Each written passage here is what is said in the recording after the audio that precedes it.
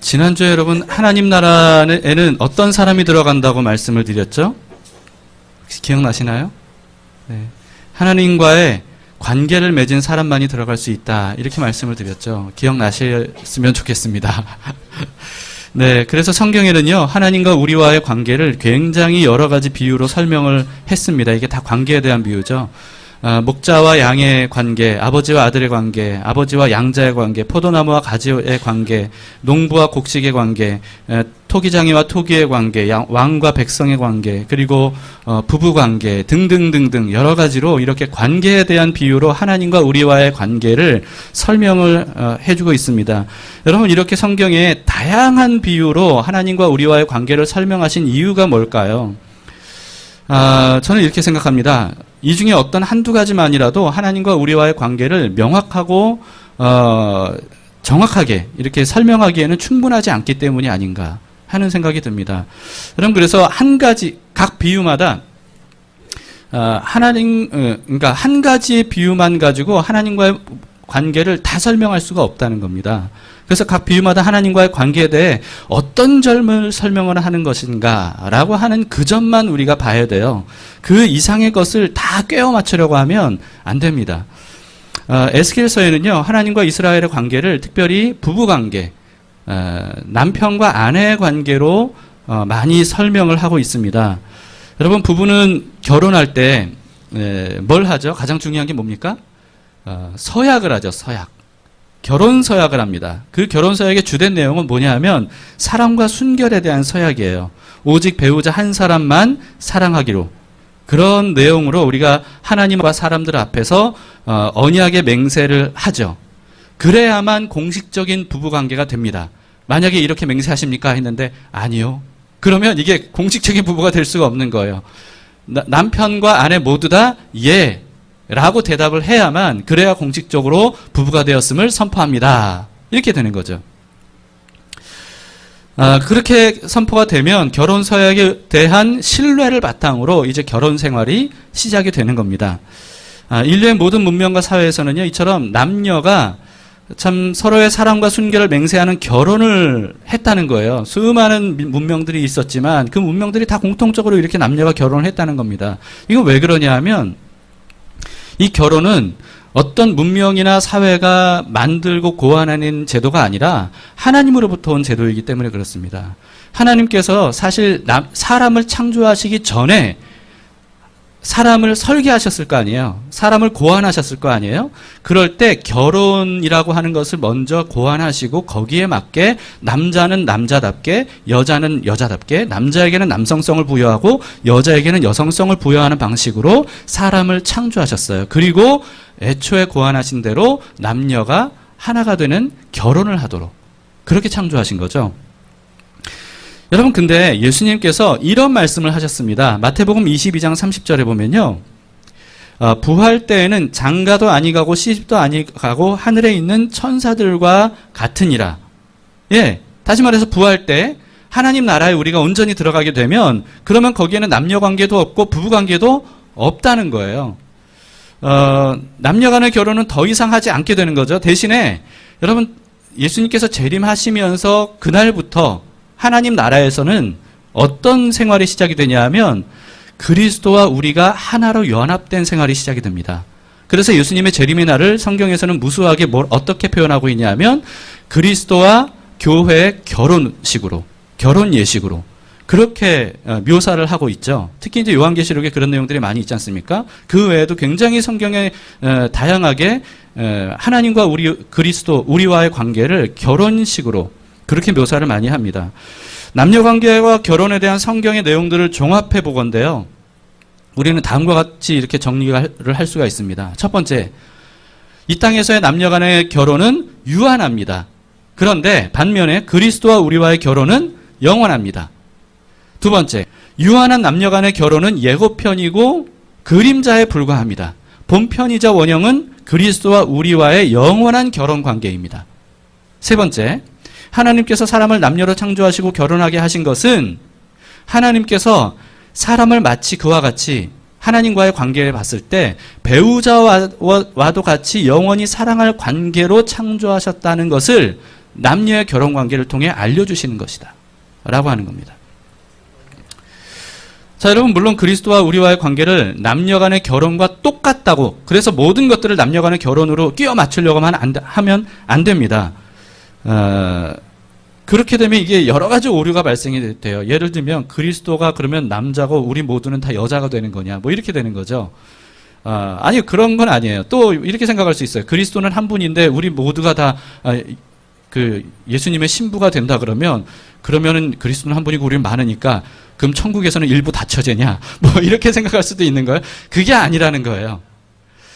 그러니까 성경에서 부부관계로 그리스도와 우리와의 관계를 표현하는 것은 무슨 뜻이냐면요, 인류를 영원히 사랑할 대상으로 삼으셨다, 온전한 연합을 이룰 대상으로 삼으셨다 라고 하는 것을 표현하는 거죠. 여러분, 그래서 이 비유 같은 것들이 왜 여러 가지 비유가 돼야 되냐면요, 이 땅의 3차원 세계를 살고 있는 우리들이 저차원이라고 본다면 원형인 하나님 나라는 고차원이거든요. 근데 저차원으로 고차원을 온전히 설명할 수가 없어요. 그러다 보니까 고차원을 설명하려면 저차원에 비슷한 여러 가지 것들을 끌어들여서 그걸 통해서 고차원을 비슷하게나마 설명할 수밖에 없는 겁니다. 그러다 보니까 이 결혼이라고 하는 것도 그 중에 하나의 방편이 되는 거죠. 그런 식으로 여러분들이 성경의 비유들을 이제 이해를 하셔야 됩니다. 그런 차원에서 여러분, 하나님은요, 우리를 어떤 대상으로 창조하시고 어떤 대상으로 구속하시고 어떤 대상으로 우리를 하나님 나라로 이끌어 들이시냐면요, 마치 영원히 함께할, 변치 않은 사랑으로 함께할 배우자처럼 그렇게 우리를 생각하신다는 겁니다. 그런 존재로 우리를 창조하셨다는 거예요. 그리고 우리를 선택하셨다는 겁니다.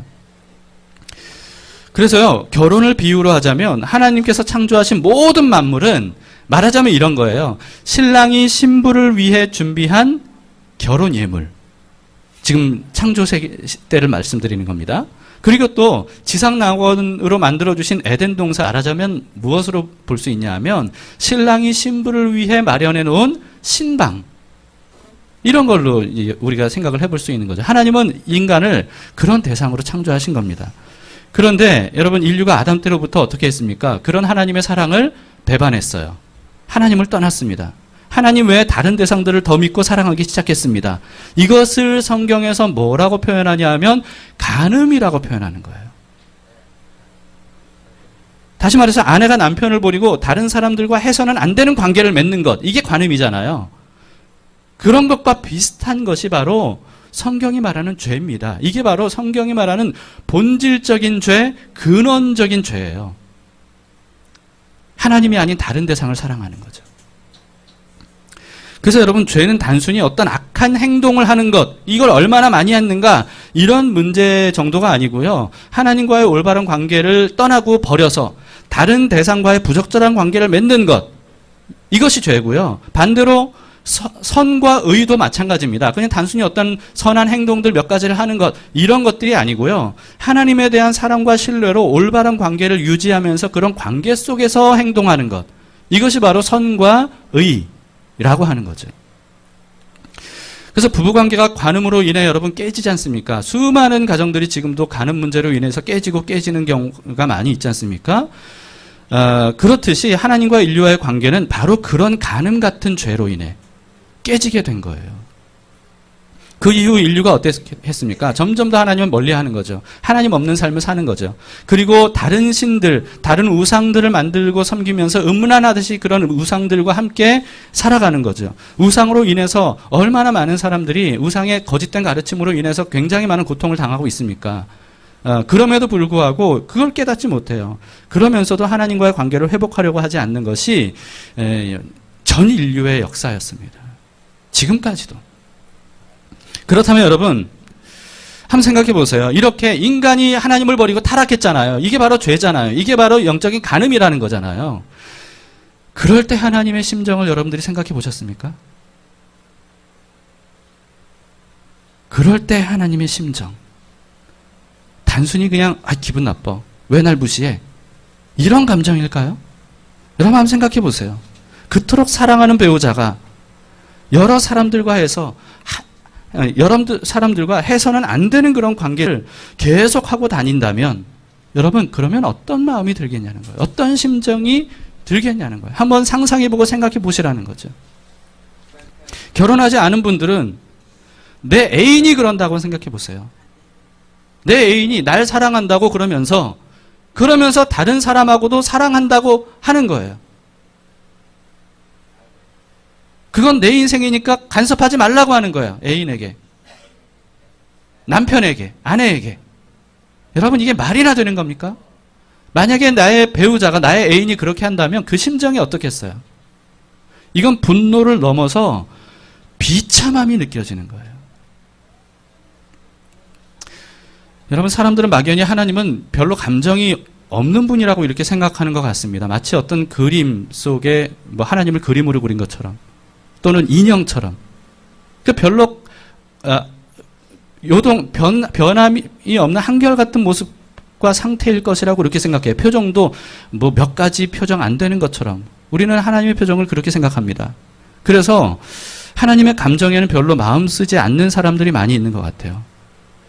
여러분, 근데 우리 인간에게는 무수한 감정이 있잖아요. 그냥 희노애락 네 가지로만 말할 수 없는 그 사이사이에 무수한 감정들이 우리에게 있잖아요. 근데 그런 무수한 감정들이 어디서 왔어요? 모든 인간에게 있는 공통적인 이와 같이 무수한 감정들이 어디에서 비롯된 거겠냐는 거예요. 하나님으로부터 온 겁니다. 그건 무슨 뜻입니까? 하나님이 사람을 그런 무수한 감정을 느낄 수 있는 존재로 창조하셨다는 것은 하나님이 그런 모든 감정들을 다 알고 계시고 가지고 계신 분이라는 거예요. 오히려 여러분, 우리의 감정은 왜곡되어 있고 차단되어 있고 우리의 감정은 너무나도 억압되어 있습니다. 그에 비해서 하나님의 감정은 그렇지 않아요. 하나님은 우리보다 훨씬 더 많은 감정들을 훨씬 더 풍부하고 분명하게 느끼시는 분이세요. 단지 그런 강렬한 감정들을 하나님의 온전한 성품으로 완벽하게 통제하실 뿐이죠. 여러분, 그렇기 때문에 영원히 사랑을 대상으로 여기신 인류가, 그렇게 창조한 인류가 하나님을 버리고 다른 신들을 섬기면서, 거짓 신들을 섬기면서 부정한 관계를 맺을 때 하나님의 심정은, 하나님의 감정은 배우자가 간음을 한 사실을 알게 된 사람, 또는 내 애인이 다른 사람과 함께 부적절한 관계를 맺고 있었다는 사실을 안 사람, 이런 사람들의 감정보다 더 강하면 강하지 더 약하진 않다는 거예요. 더 무덤덤하진 않다는 거예요. 우리는 성경을 보면서 그런 하나님의 심정을 헤아려 보아야 됩니다. 그런 감정을 헤아려 보아야 됩니다. 여러분, 우리는 철 들었다, 철 들지 않았다 이런 얘기를 많이 하잖아요. 그게 무슨 뜻일까요? 철 들었다, 철 들지 않았다. 이건 무슨 뜻이냐면요, 다른 사람의 심정을 헤아릴 수 있는 정도가 되면 철이 든 거예요. 근데 다른 사람의 심정을 헤아리지 못하면 아무리 나이가 많아도 철들지 않은 거예요. 우리는 하나님과의 관계에서 어떻습니까? 여러분, 그래서 신앙이 미숙한 사람들은요, 하나님의 심정을 별로 헤아리질 못해요. 근데 어떤 사람이 성숙한 사람입니까? 하나님의 심정을 깊이 헤아리는 사람일수록 그 사람이 성숙한 사람이에요.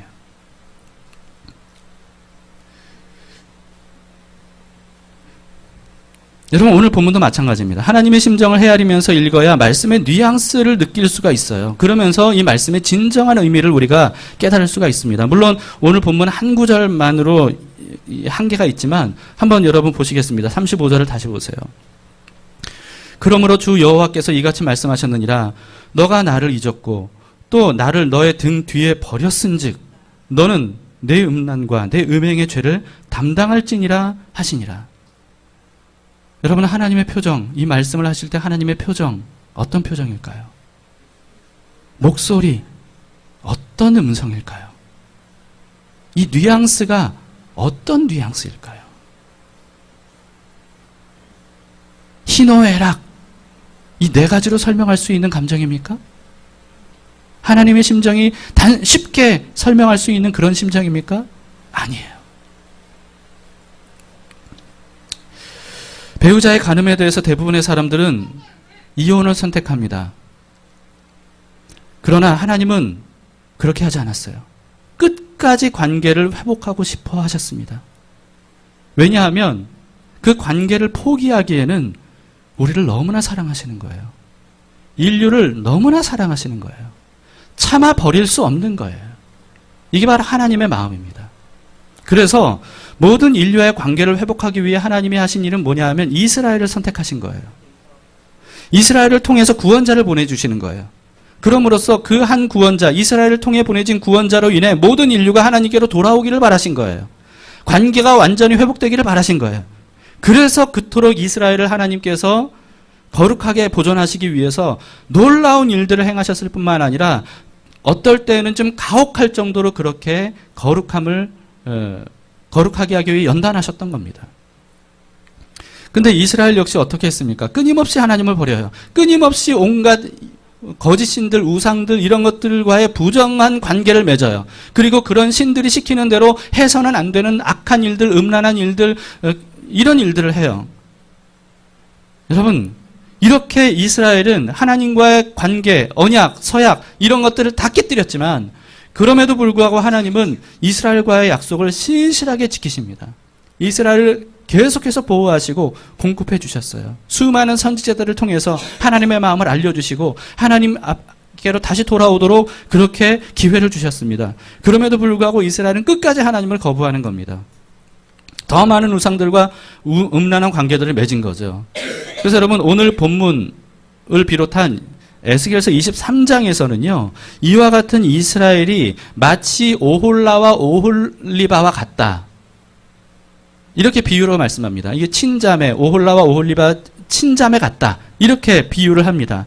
오홀라는 사마리아가 수도인 북이스라엘을 상징하고요. 그리고 오홀리바는 예루살렘이 수도인 남유다를 상징합니다. 이 둘은 공통적으로 애굽과 간음했다는 거예요.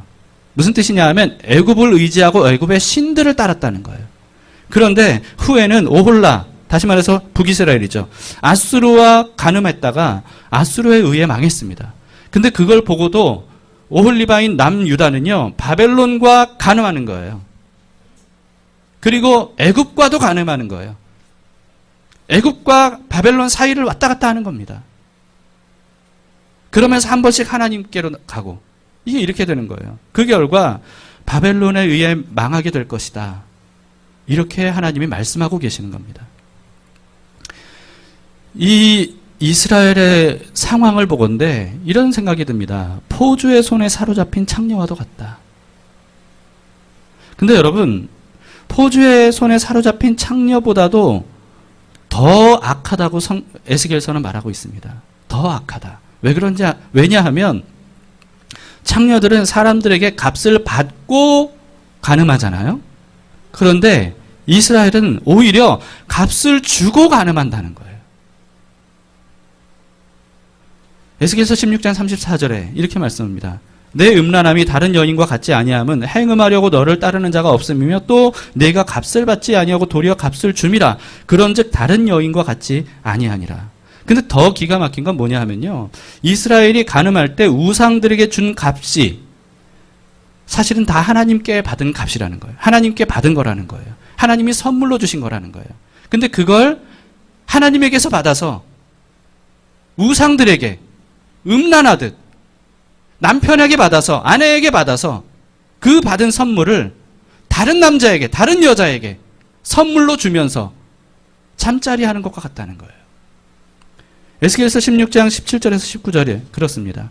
네가 또 내가 준 금, 은 장식품으로 너를 위하여 남자 우상을 만들어 행음하며 또 내가 수놓은 옷을 그 우상에게 입히고 나의 기름과 향을 그 앞에 베풀며 또 내가 네게 주어 먹게 한 내 음식을 곧 음식물 곧 고운 밀가루와 기름과 꿀을 네가 그 앞에 베풀어 향기를 삼았나니 과연 그렇게 하였느니라. 주 여호와의 말씀이니라. 여러분 내 배우자가 내 애인이 그러고 다닌다고 한번 생각해 보세요. 그 심정이 어떻겠습니까?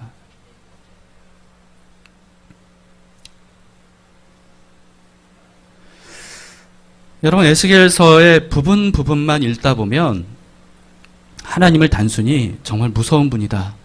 아, 화라산같이 화를 너무 잘 내시는 분이다. 아, 그 비유 맞추기가 너무 힘든 분이다. 어떤 조금의 타협도 안 보이는 바늘구멍 하나 들어갈 어떤 타협점이 없는 어떤 그런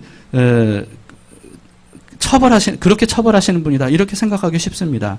그래서 많은 사람들이요, 마치 하나님을 폭력 남편과도 같이 가해하시는 분처럼 그런 이미지를 갖고 있어요.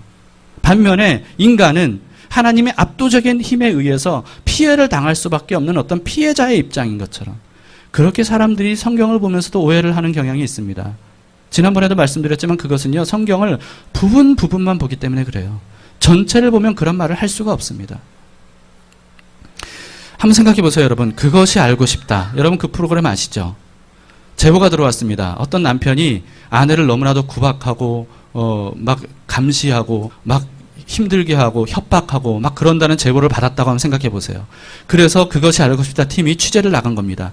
취재를 나가서 하나하나 취재를 하는데 그 전말이 드러나게 되는 거예요. 근데 알고 보니까 그 아내가 남편을 두고 몰래 밤마다 나가서 다른 남자들과 부적절한 관계를 맺는 거예요.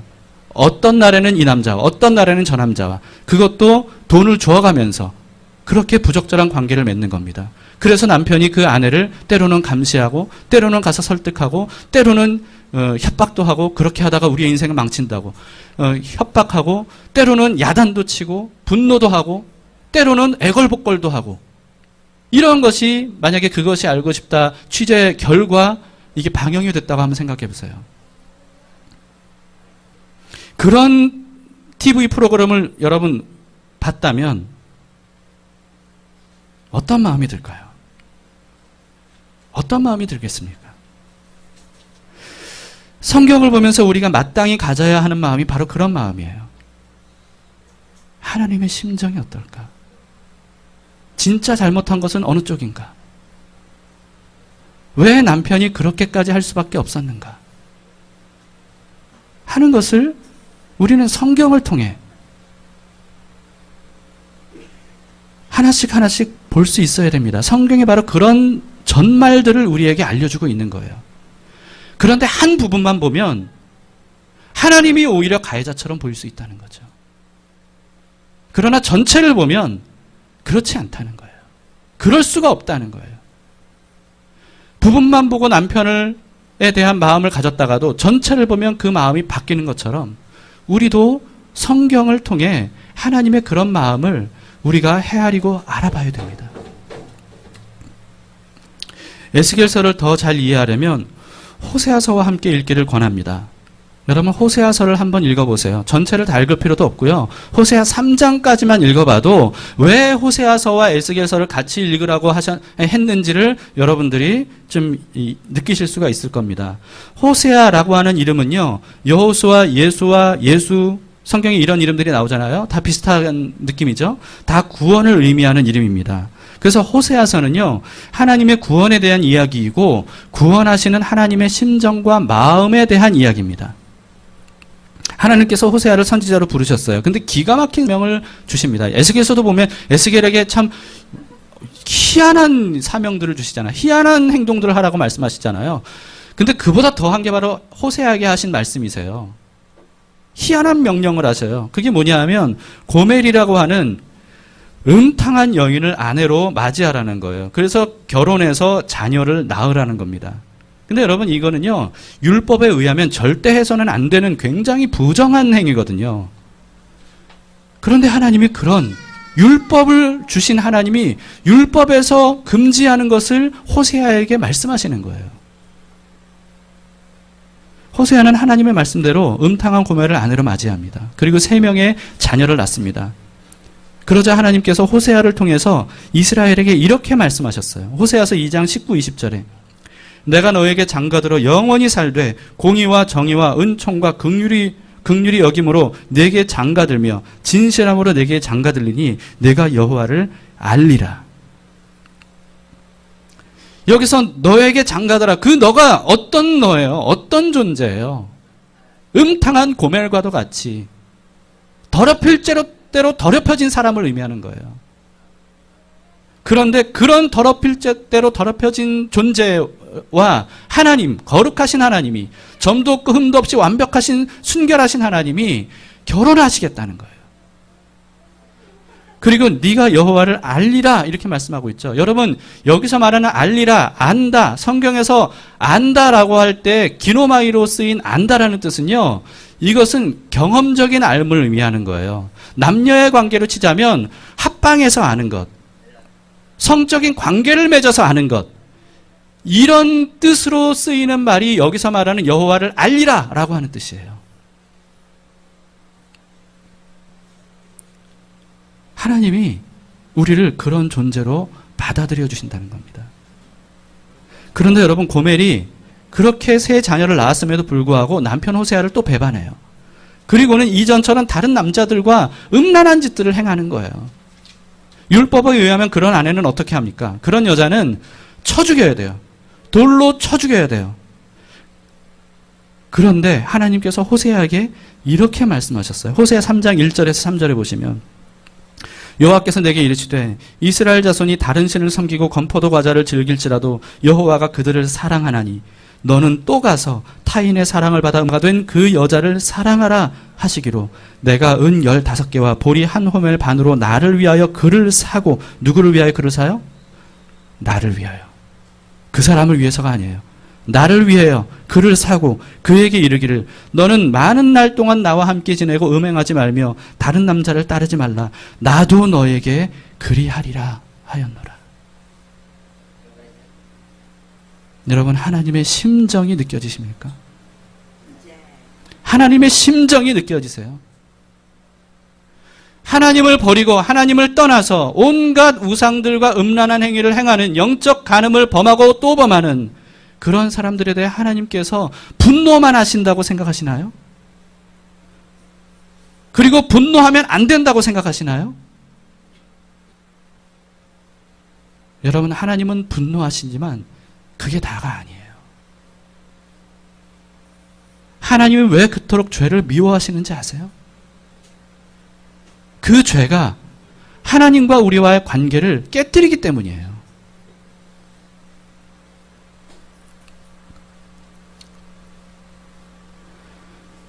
여러분, 호세아는 하나님의 심정을 직접 느꼈을 겁니다.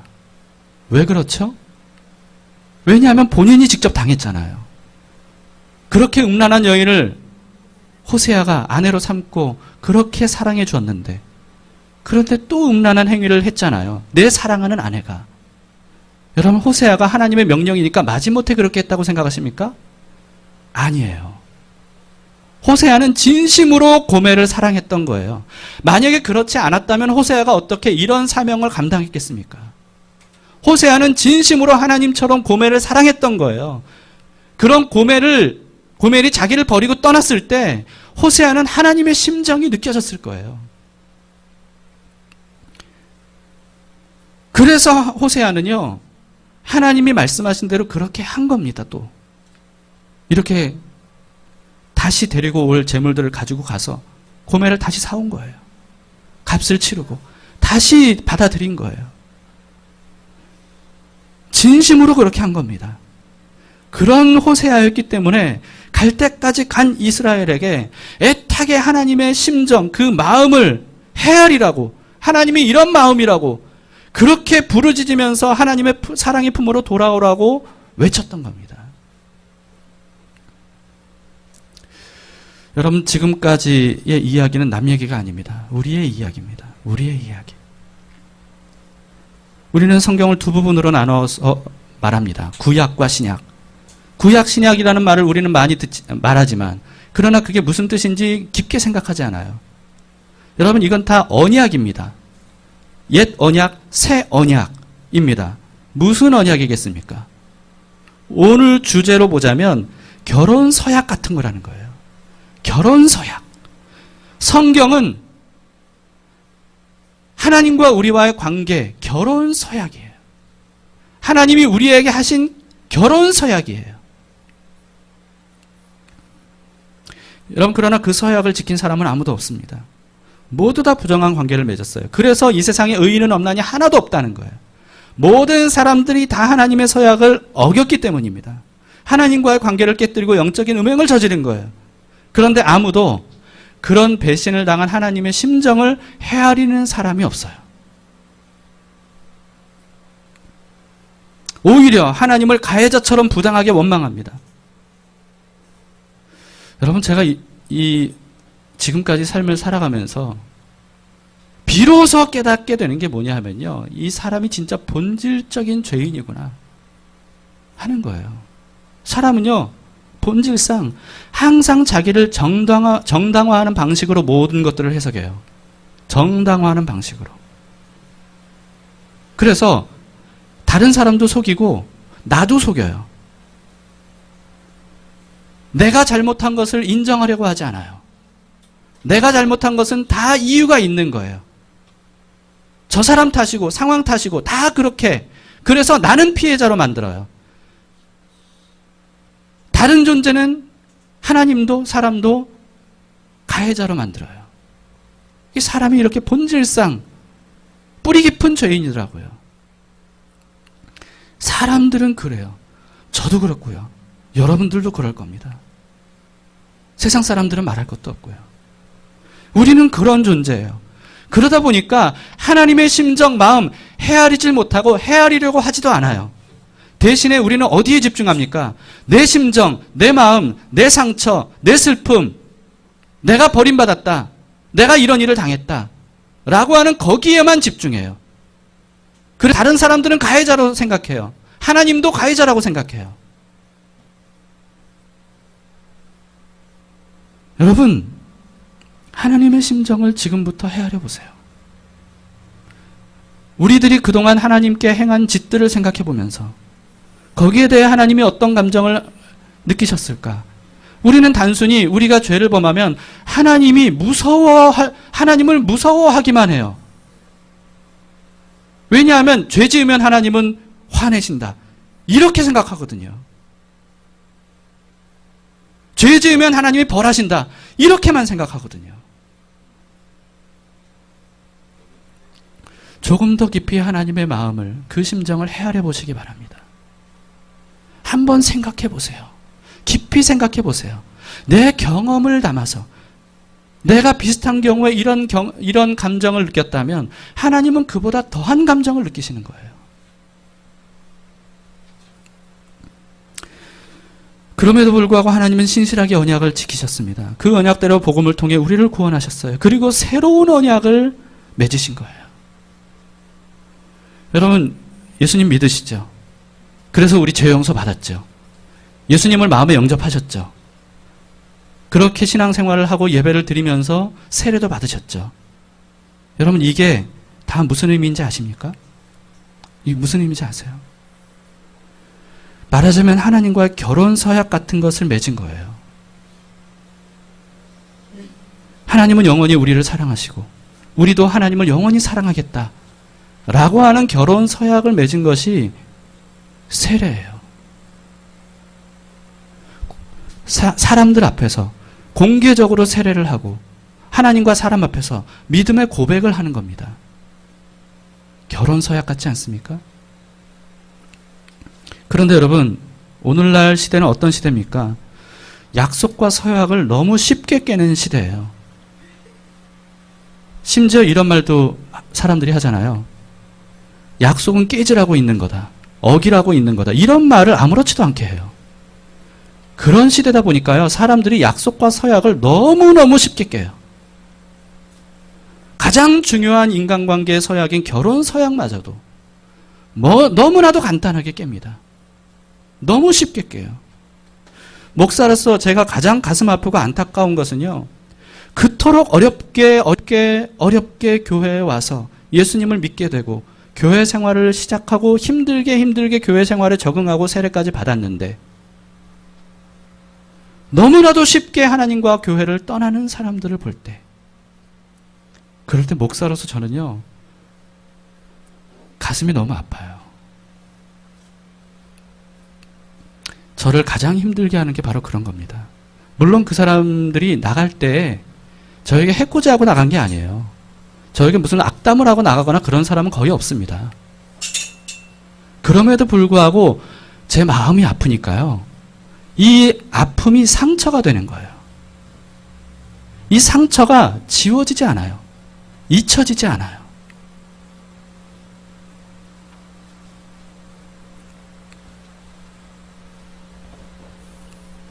왜 그렇게 사람들이 그토록 쉽게 하나님 곁을 떠나고 교회를 떠날까?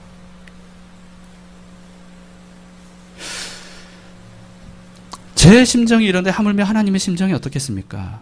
근데 하나님의 심정은 신경 쓰는 사람이 거의 없어요. 물론 당사자들은 쉽게 떠난 게 아니라고 말할 겁니다. 나름대로 오랫동안 힘들게 깊이 고민하다가 결정했다고 본인은 그렇게 생각할 거예요. 그러나 여러분, 하나님의 입장에서 한번 생각해 보세요. 하나님이 한 사람을 구원하시고 영원한 관계를 맺으시려고 얼마나 오랫동안, 얼마나 공을 들이시면서, 얼마나 큰 대가를 치르시면서 그렇게 애쓰고 힘드시고 대가를 치르시고 그러셨다는 것을 안다면 어느 누구도 내 나름대로는 오랫동안 힘들게 고민했다라고 말할 수가 없을 겁니다. 하나님과의 관계가 얼마나 중요한 관계인지를 안다면 그렇게 쉽게 떠날 수 없는 거예요. 여러분 생각해 보세요. 그토록 전능하신 하나님이 그토록 영적인 음란을 행하는 사람들에게 쉽게 평정할 수 있거든요. 하나님이라면 쉽게 평정할 수 있어요. 우리의 자유의지를 아예 박탈해버리든가 아니면 다 멸해버리시든가 아니면 하나님을 사랑할 수밖에 없는 어떤 그런 존재로 그냥 마음을 확 인위적으로 그렇게 만들어 보시거나 그렇게 해버릴 수도 있어요. 그러나 그렇게 하려고 하지 않으셨습니다. 하나님은 무한한 긍휼과 사랑으로 기다리고 또 기다리시는 거예요.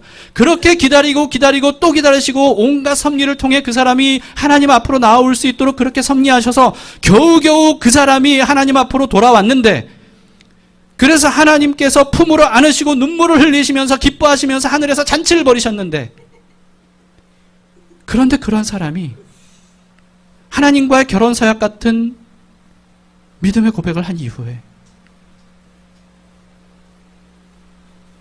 신앙생활하다가 기분 나쁘다는 이유로,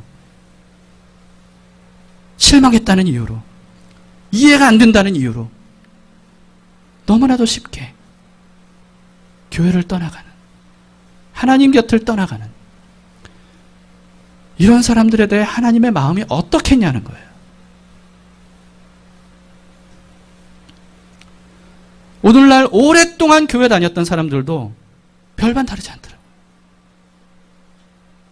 그동안 교회에 붙어있고 하나님께 붙어있었던 이유는 그냥 내 마음에 들었을 뿐이에요. 물론 내 나름대로는 조금씩 참았다고 생각할지 몰라요. 그러나 결국은 내 나름대로 모든 것들을 나를 정당화하는 방식으로 재해석하고 난 다음에 하나님 앞에 하나님을 미련 없이 떠나는 사람들이 얼마나 많이 있습니까? 여러분, 하나님과의 관계가 뭔지를 모르고 하나님의 심정을 모르는 사람은 하나님을 언젠가는 떠나게 됩니다. 하나님을 언젠가는 원망하게 됩니다. 하나님을 쉽게 판단합니다.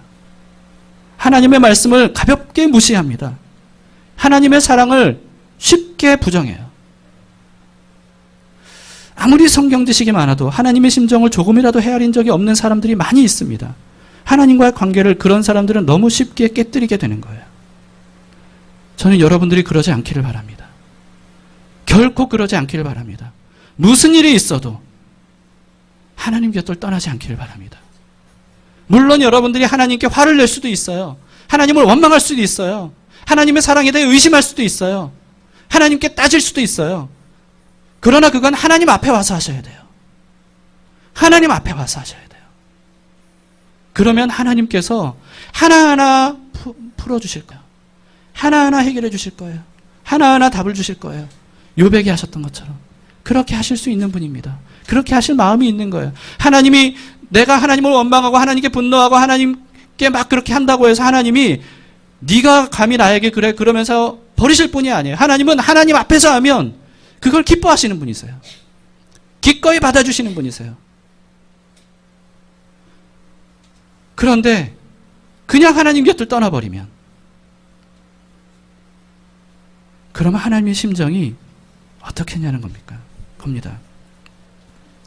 여러분, 하나님과 어떤 관계를 맺은 것인지, 하나님을 향한 우리를 향한 하나님의 마음이 어떤지, 이걸 우리가 알아갈 수 있길 바랍니다.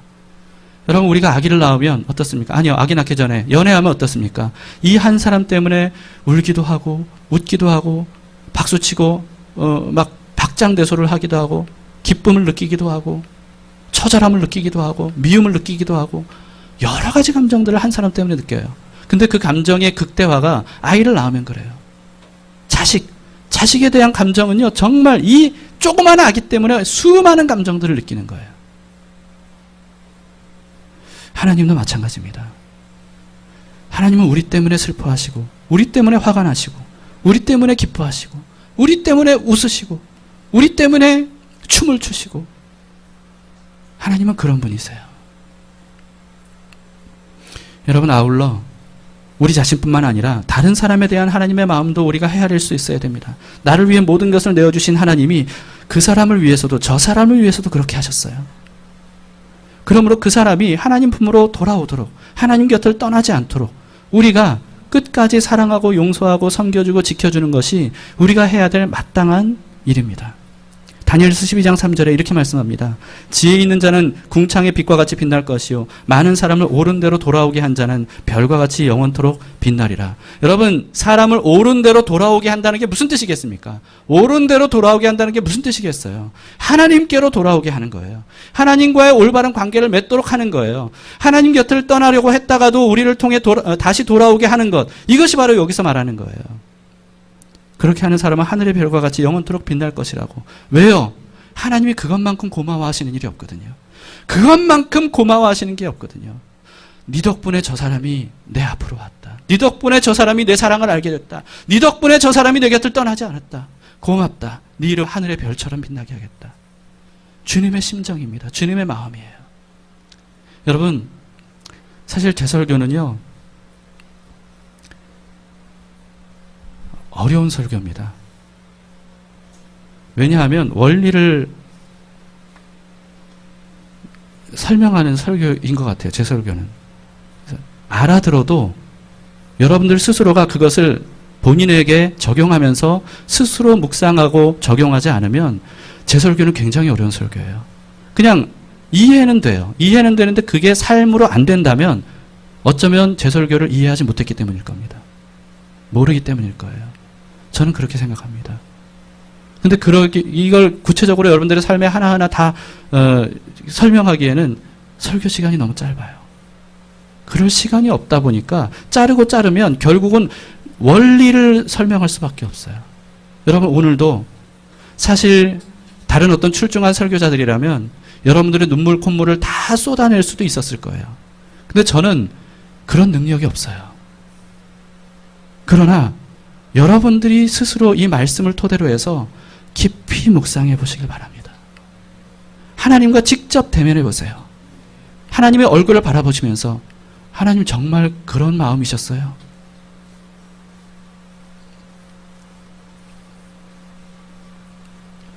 하나님 정말 그런 심정이셨어요?